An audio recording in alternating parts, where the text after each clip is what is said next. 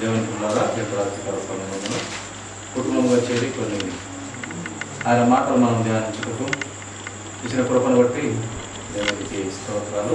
చేరవచ్చిన వెళ్తున్నందరికీ ప్రభునామములో వందనాలు. ఈ గ్రంథంలో నుండి యోబు గ్రంథము 16వ అధ్యాయం 19 వచ్చిన మరి ఇప్పుడు నాకు సాక్షి అయిన వాడు పరలోకంలో ఉన్నాడు, నా పక్షముగా సాక్ష్యం పలుకువాడు పరమందు ఉన్నాడు. యోబు గారికి సాక్షి పరలోకమందున్న నా యొక్క దేవుడే అని యోబు గారు ఇక్కడ గ్రంథంలో వాయిస్తూ వచ్చారు. నాకు సాక్షి ఈ యొక్క లోకంలో అయితే లేడు, కానీ పరలోకమందున్న దేవుడే నాకు సాక్షి అంటూ యోబు గారు చెప్తున్నారు. నిజంగా మన జీవితాలలో కూడా ఎవరినో మెప్పించాలని కాదు, ఎవరో పొగడాలని కాదు, ఎవరో పర్వాలేదని కాదు, కానీ వీలైనంత వరకు సాధ్యమైనంత వరకు దేవుని కోసము, దేవుని చిత్తంలో దేవుని చిత్తం నెరవేర్చుతూ ఆయన కోసం బ్రతకాలి. ఎందుకంటే జీవితం ఇచ్చిన ఆయన కనుక ఇచ్చిన జీవితానికి కృతజ్ఞతగా మనము ఆయనను కనపరచాలి, కనపరచాలి, ఆరాధించాలి. కనుక ఇక్కడ యోబు నాకు సాక్షి పరమందున్నటువంటి దేవుడే. ఆ పరమందున్నటువంటి దేవుడు కూడా సాతానుతో ఏం చెప్పినాడు? ఫలానా దేశంలో, యూదు దేశంలో నా భక్తుడు ఒకడున్నాడు, చూసినావా? అతను యథార్థవంతుడు, నీతివంతుడు, చెడుతనమును విసర్జించుకున్నవాడు, అతని గురించి వింటివా అని సాతానుతోనే దేవుడు మాట్లాడడం జరిగింది. అవునయ్యా, విన్నాను, నీవు పెద్ద కంచె వేసి అతన్ని ఆశీర్వదించితేనే అతను అలా ఉన్నాడు, లేకుంటే అతను నిన్ను దూషించేవాడు. అతనికి కంచె వేసి అన్ని సమృద్ధి ఇచ్చి ఆశీర్వదించినావు కనుక అతడు బాగున్నాడు అని చెప్పినప్పుడు, సరే నువ్వు ఏ విధం చేతనైనా నన్ను దూషించలాగునా లేదా నన్ను విసర్జించలాగునా చేసుకో అని దేవుడే అక్కడ సాక్ష్యం ఇచ్చినట్టుగా మనము చూస్తాం. ఆ యొక్క సాతాను వచ్చి ఎన్నో శ్రమలు, చాలా బాధలు, ఇంట్లో మరణాలు, సమస్తము పోయినట్టుగా చూస్తాము. మరణాలు ఒకరికి బట్టి 4 మరణాలు ఒక కుటుంబంలో జరిగిన కూడా దేవుడిని స్తుతిస్తూ మహిమపరుస్తూ వచ్చినాడు. ఇవన్నీ చాలక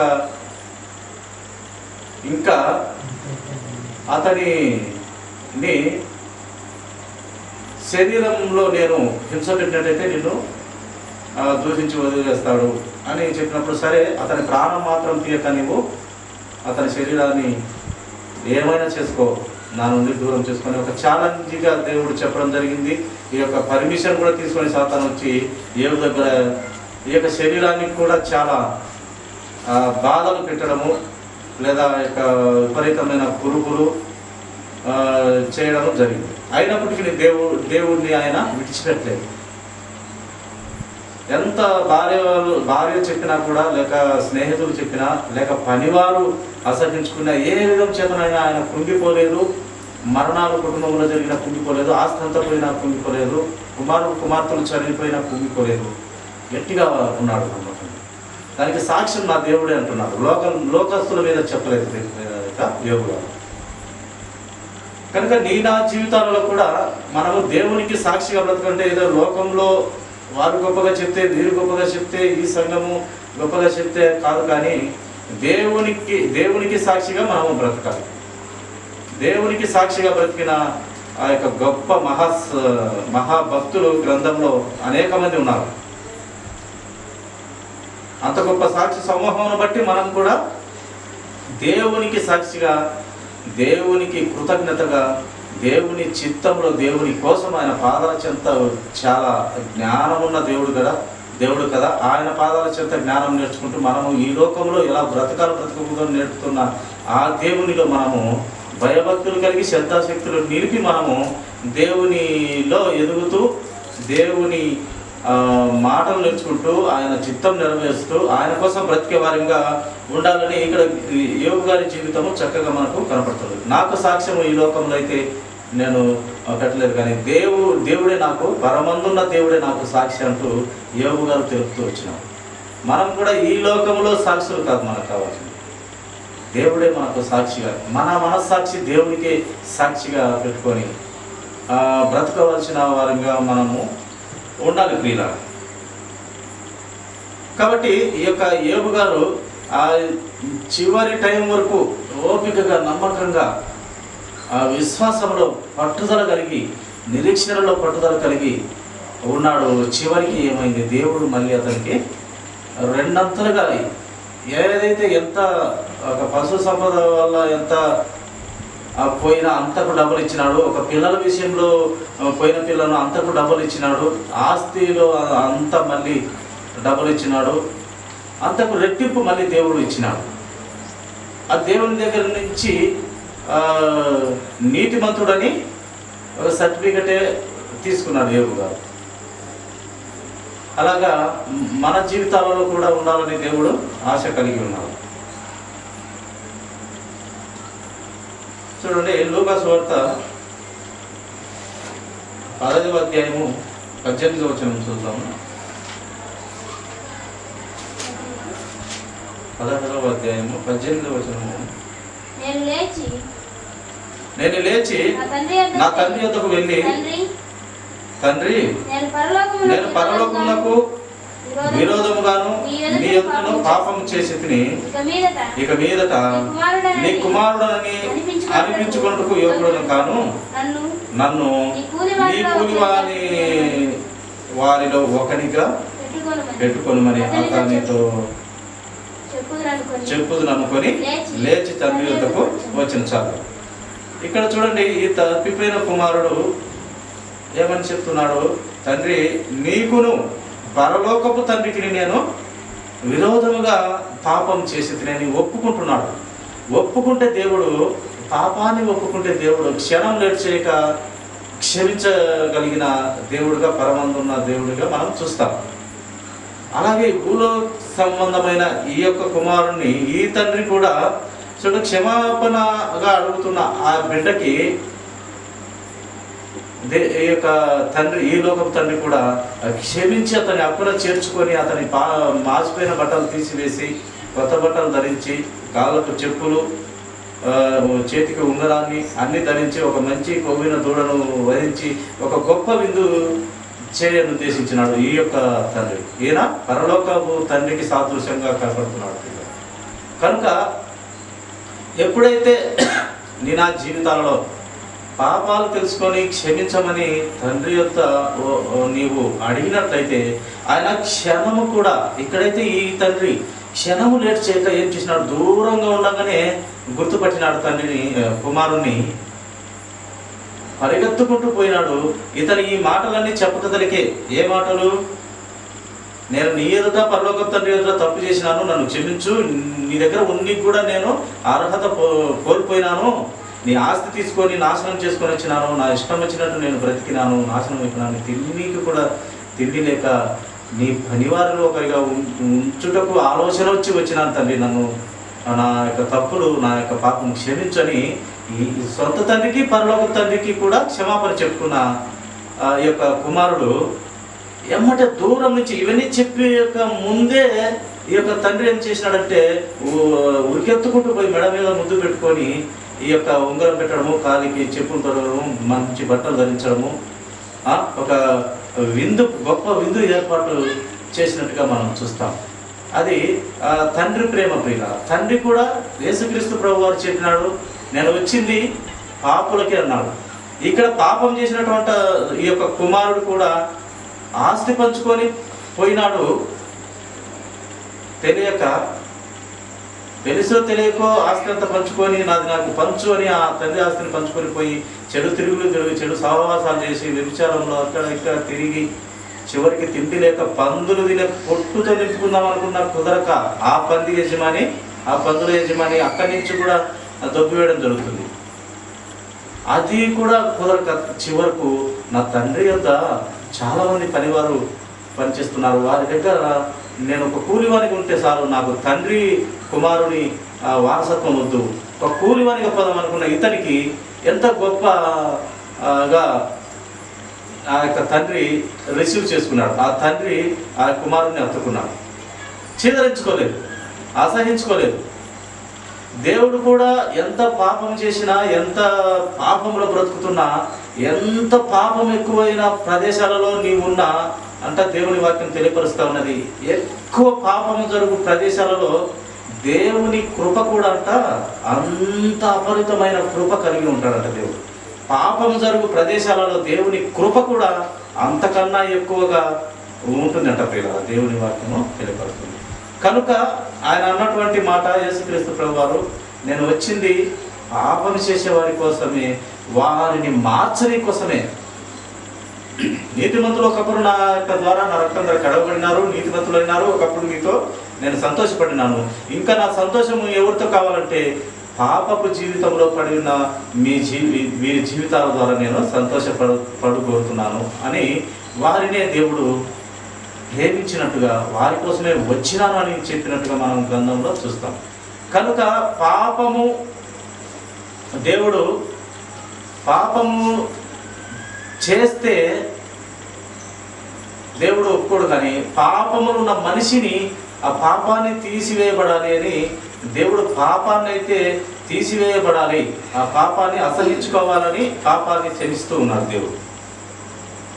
కనుక ఎంత పాపం చేసినా, ఎంత తప్పు పనులు చేసినా ఈ తండ్రి ఎలాగా కుమారుని అంగీకరించినాడో, మన పరలోకపు తండ్రి కానీ, పరమ తండ్రి కానీ, పరిశుద్ధాత్మ దేవుడు కానీ, యేసుక్రీస్తు ప్రభువుల వారు కానీ ఈ యొక్క పాపపు జీవితంలో ఉన్న జీవితాలను పరిశుద్ధపరిచి పరలోక రాజ్యం చేర్చాలని, లేదా ఆయనలో ఆ వెలుగు సంబంధమైన దేవుళ్ళు అంటుకట్టుకొని ఉండాలని ఆశ కలిగి ఉన్నారు ప్రియుల. కనుక ఈ దేవుడు వారి కోసమే వచ్చినాడు ముఖ్యంగా. అది నీవు తడవబడాలి లేక ప్రోక్షింపబడాలి, ఆయన రక్తం మనకు చాలా అవసరం. ఆ రక్తమే మనకు ఈ యొక్క భూలోకం నుండి పరలోక రాజ్యానికి ఒక నిచ్చెనగా పనిచేస్తూ ఉంది. ఆ యొక్క ద్వారము, సత్యము, జీవము యేసుక్రీస్తు ప్రభువు అయి ఉన్నారు కనుక ఆయన ద్వారానే మనం వెళ్ళాలి. కనుక ఆ సృష్టికర్త అయిన ప్రేమను అర్థం చేసుకొని ఆయన పాదాల చెంత జ్ఞానం పొందుకొని పాపాలు ఒప్పుకొని పాపాలు క్షమించబడి తిరిగి తండ్రి వద్దకు చేరాలని మన సంకల్పముగా ఉండాలని దేవుని వాక్యం తెలియపరుస్తూ ఉన్నది. చూడండి, యోహాను సువార్త 3వ అధ్యాయము, యోహాను సువార్త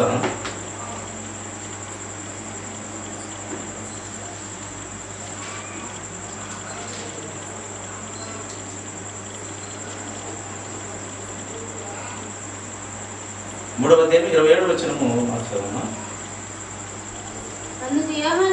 అందుకు యోహాను ఇట్లా, నేను తనకు పరలోకము నుండి అనుగ్రహింపబడితేనే కానీ ఎవడను ఏమీ పొందనేరు. ఏదైనా కూడా యేసుక్రీస్తు ప్రభు వారు కూడా ఆ యొక్క రోమా సైనికులు వచ్చి పట్టుకొని నిన్ను శిక్ష వేస్తాము, నిన్ను చంపివేస్తాము అని అన్నప్పుడు కూడా ఆ యొక్క పిలాతు అన్నప్పుడు, ఆ పిలాతుతో అన్నటువంటి మాట యేసుక్రీస్తు ప్రభు వారు, నీవైతే నన్ను ఏం చేయలేవు, కానీ ఆ పరలోకము నుండి నీకు ఆజ్ఞ ఇవ్వబడితేనే నీవు నన్ను ఏమైనా చేయగలవు. అక్కడి నుంచి నీవు నా తండ్రి వద్ద నుంచి నీవు ఆజ్ఞ పొందలేదంటే నీవు నన్ను ఏం చేయలేవు.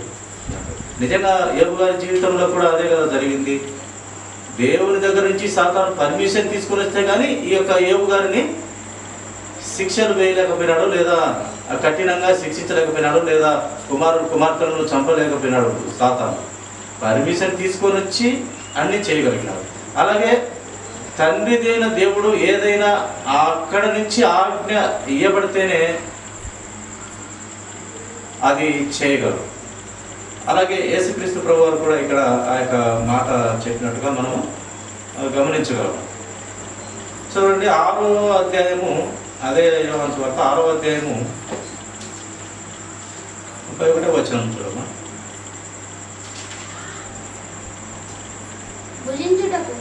భుజించుటకు పరలోకము నుండి ఆయన ఆహారము వారికి అనుగ్రహించెను అని వ్రాయబడినట్టు మన పితరులు అరణ్యములో మన్నాను భుజించులని ఆయనతో చెప్పింది. కాబట్టి యేసు పరలోకము నుండి వచ్చే ఆహారము మోసేకి ఇయ్యలేదు, నా తండ్రియే పరలోకం నుండి వచ్చు నిజమైన ఆహారం మీకు అనుగ్రహించున్నాడు. మోసే గారు కూడా పరలోక సంబంధమైన మన్నాను భుజించినారు, కానీ నిజమైన ఆహారము, నిజమైన నిత్యజీవము అయినటువంటి నా శరీరమే ఆ యొక్క నిత్యజీవానికి కారణమని యేసుక్రీస్తు ప్రభువు చెప్పినట్టు, మోషే గారు కూడా ఆ యొక్క నిత్యజీవానికి సంబంధించిన మన్నానైతే తినగలిగినారు, కానీ ఆ యొక్క ఇశ్రాయేలు నడిపించే కాలంలో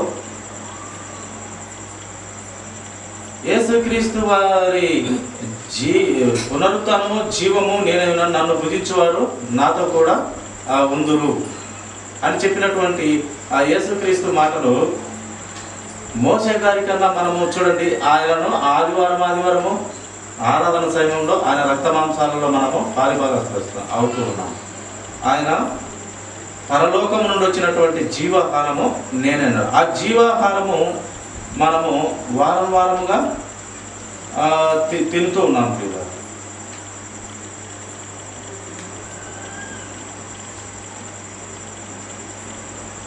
చూడమ్మా, అదే మాట 39వ వచనం చూడండి. అదేలోనే 39 6వ అధ్యాయం 39.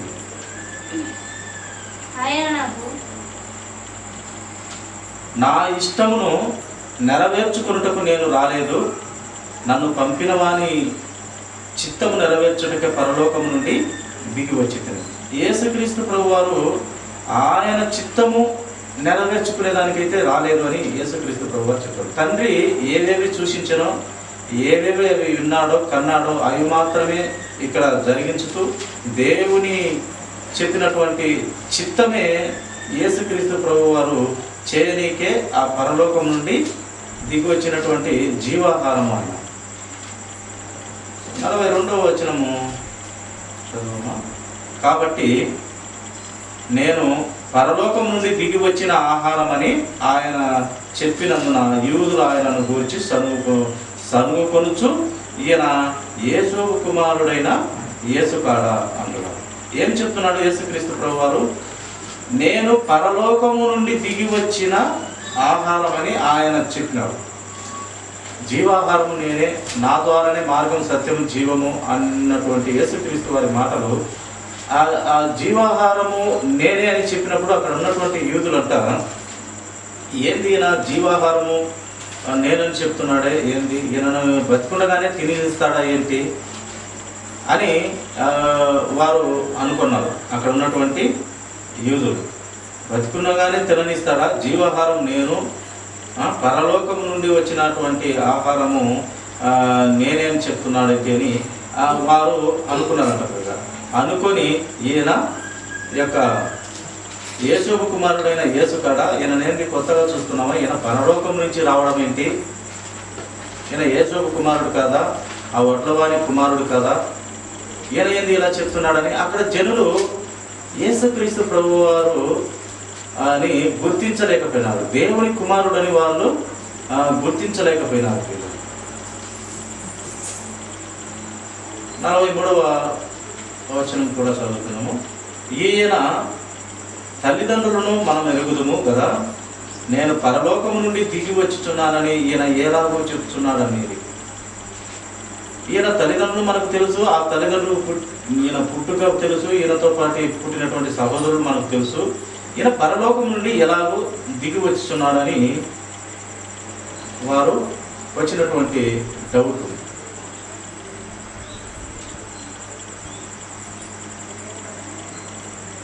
49వ వచనం కూడా ధ్యానిద్దాము. అదే అధ్యాయంలోనే, మీ పితరులు అరణ్యంలో మన్నాను తినినను చనిపోయింది,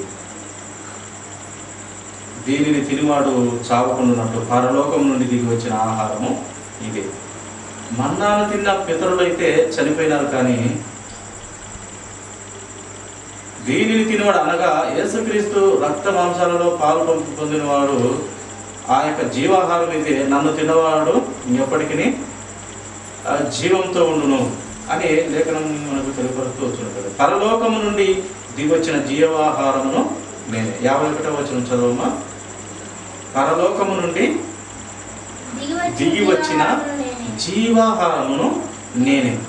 ఎవడైనను ఈ ఆహారం భుజించితే వాడెల్లప్పుడూ జీవించును. మరియు నేనిచ్చు ఆహారము లోకమునకు జీవము కొరకైన నా శరీరమే అని మీతో నిశ్చయముగా చెప్తున్నానండి. అందుకే ఈ యూదులకు అర్థం కాలేదు. ఈయననేది బ్రతికుండగానే తిననిస్తాడు ఈయన శరీరము, ఈయన దేవుని కుమారుడైంది, ఈయనకు పుట్టి మన కళ్ళారు చూసినాం కదని ఈ నిజమైన దేవుని కుమారుని ఈ సృష్టికర్తనే వాళ్ళు గుర్తించలేకపోయినారు, గమనించలేకపోయినారు. కానీ యేసుక్రీస్తు ప్రభువారు చెప్తున్నారు, జీవాహారము నేనే. ఎవడైనను నా ఈ ఆహారం పూజించితే వాడు ఎల్లప్పుడూ జీవించను. అందుకే మనము వారం వారం కూడా యేసుక్రీస్తు ప్రభువారి రక్త మాంసాల్లో పాల్పంపులు జరుగుతుంది. ఎందుకంటే ఆయన జీవాహారం, ఆయనే మార్గము, సత్యము, జీవము. ఆయన ఒక నిచ్చెన, ఆయన ద్వారా మనం వెళ్ళాలి. కనుక మనము వారం వారము మన పాపపు ఈ లోకంలో బ్రతుకుతున్న పాపపు జీవితంలో బ్రతుకుతున్న మనకు ఎంతైనా ఆయన రక్తంలో కడగబడినప్పటికీ ఈ లోకం అనేది మళ్ళీ పాపానికి తల దించేదానికి లేక ఆ పాపానికి ఒడికట్టేదానికి ఈ యొక్క సాతాను కుట్రపడతాడు. ఎందుకంటే వాడు అందరినీ నాశనం చేయాలి, నాకు తోడుగా ఉండాలని, ఆ పాతాళానికిలో నాకు తోడుగా ఉండాలని వాడు గర్జించు సింహం వల్ల ఎవరిని మింగుదునా, వాని వైపు తిప్పుకుందునా, వానిలో కలుపుకుందునా, ఆ యొక్క నరకంలో అరిచేదానికి నాకు తోడుగా ఉందునా అని గర్జించు సింహం వల్ల వాడు తిరుగుతూ ఉంటాడు. అలాగే సగం కాలిన కొరివి వలె కూడా వాడు ఎవరిని కాల్ చేసి ఈ యొక్క పాతాళంలోకి చేసుకున్నాము లేదా నాలోకి చేసుకుందాము, నాకు తోడుగా చేసుకుందామని వాడు సాతాను తిరుగుతూ ఉన్నాడు. కానీ ఈ సాతాను నుండి తప్పించబడాలి అంటే ఈ వారం అంతటిలో ఈ పాపపు లోకంలో బ్రతుకుతున్న ఈ లోకంలో తప్పించబడాలంటే యేసుక్రీస్తు వారి మాంసము, ఆయన రక్తము మనము పుచ్చుకునే వారంగా ఉండాలి. పుచ్చుకొని దీనిని పాపాన్ని అసహించుకునే వారిగా ఉండాలి. ఆయన రక్త మాంసాలు పరిశుద్ధమైనటివి, నిష్కలంకమైన రక్తము, పరిశుద్ధమైన శరీరము, నిష్కలంకమైన రక్తము, దోషం లేనటువంటి రక్తము. కనుక అవి మనం ఎప్పుడైతే మనం పుచ్చుకుంటామో ఆ పుచ్చుకున్న తర్వాత మనలో పరిశుద్ధాత్మ దేవుడు ఈ తప్పుడు ఆలోచనలకు పోయినప్పుడు మనమును ఆ పరిశుద్ధాత్మ దేవుడు మనమును గద్దిస్తాడు, నిలదీస్తాడు. మనము క్రమంలో పెట్టేదానికి ఆయన శాయశక్తులా పోరాడతాడు. ఎప్పుడు ఆయన బిడ్డగా అంగీకరించినప్పుడు, బాప్తిసం పొందుకొని పరిశుద్ధాత్మను పొందుకున్నప్పుడు పరిశుద్ధాత్మ దేవుడు మనలో కార్యాలు కొన్ని చేస్తాడు. మనము పాపంలోకి పడకుండా సత్యమైన దేవునిలో, వెలుగుమయమైన దేవునిలో ఉన్నట్టుగా ఆయన కృప చూపిస్తూ మనల్ని కాపాడుకుంటూ వచ్చాడు. ఆ వారం అంతా కూడా కాపాడుకుంటూ వచ్చాడు. ఎందుకంటే మనం బ్రతికేది పాపపు లోకంలో, సాతాను చేతిలో బ్రతుకుతున్నాం ఈ లోకమంతా. అందుకు పాపంలో పడేదానికి అవకాశాలు జాస్తి. ఎందుకంటే మనం బుద్ధిహీనం నరులమైనటువంటి మనము, బుద్ధిహీనం పనికిమాలము, ఒక క్షణంలో పాపానికి అడిక్ట్ అయిపోయి వానిని ఇది చేసి వాని పాపంలోకి పోయేవారిని. కనుక మనము అంతో ఇంతో కాపాడాలి. మనము రక్షణలో నుండి తీసివేయకుండా రక్షణలో ఉండటకు కృప చూపెట్టాలంటే ఆయన రక్త మాంసాలలో పాలు పంపులు పొందుకుంటూ ఆ పరిశుద్ధాత్మ దేవుడు పరిశుద్ధంగా ఉండాలని దేవుడు. అందుకు మనము అది తాగినాడు నీవు నిత్య జీవము, ఆ నిత్య. అందుకే ఆయన జీవాహారం నా ద్వారానే ఆ యొక్క పరలోక రాజ్యానికి ఆధారము, మార్గము, సత్యము అన్నీ నేనే అని చెప్పినటువంటి దేవుడు ప్రియులారా. టైం అయినట్టు కనుక ముగించుకుందాము. ఒక్కటే ఒక వాక్యం చూసుకొని చూడండి. రోమీయులకు రాసినటువంటి పత్రిక అపోస్తలుడైన